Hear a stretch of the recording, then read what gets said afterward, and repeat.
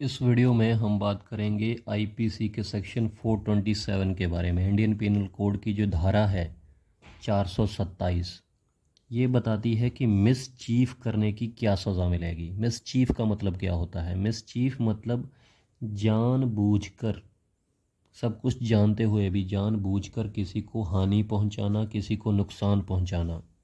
तो इसमें बात की गई है 427 के अंदर कि मिसचीफ कोई करता है, किसी को नुकसान पहुंचाता है, किसी की प्रॉपर्टी को नुकसान पहुंचाता है, किसी के पैसों को नुकसान पहुंचाता है, जिसकी कीमत, जिस प्रॉपर्टी की कीमत 50 रुपये या फिर 50 रुपये से ज़्यादा है।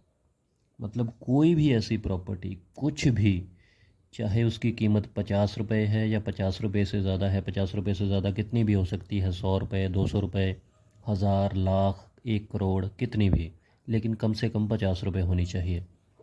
तो अगर जानबूझकर कोई मिसचीफ करता है, किसी की प्रॉपर्टी को नुकसान पहुंचाता है सब कुछ जानते हुए, तो उस पर 427 आईपीसी का सेक्शन लागू हो जाता है।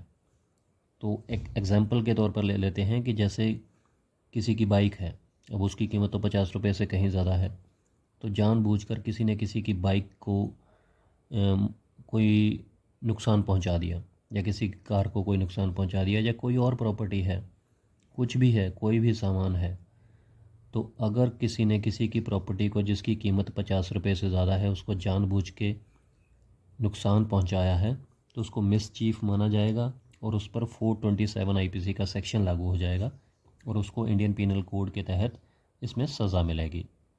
देखिए, अगर इसमें आपको जो सज़ा की बात करें तो इसमें 2 साल तक की सज़ा हो सकती है। 2 साल तक की सज़ा का प्रावधान है, या फिर इसमें फ़ाइन हो सकता है, जुर्माना हो सकता है, या फिर ये दोनों भी हो सकते हैं।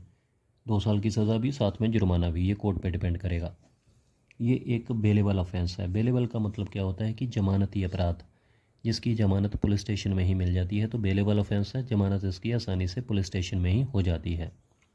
ये एक कंपाउंडेबल ऑफेंस है। कंपाउंडेबल का मतलब होता है कि ये समझौतावादी ऑफेंस है, समझौतावादी अपराध है। जिसका आपने नुकसान किया है, अगर उसके साथ आपका राज़ीनामा हो जाता है तो ये केस ख़त्म हो जाता है। कुछ अपराध नॉन कंपाउंडेबल होते हैं, गैर समझौतावादी, उनमें समझौता नहीं हो सकता, लेकिन ये समझौतावादी है, कंपाउंडेबल है।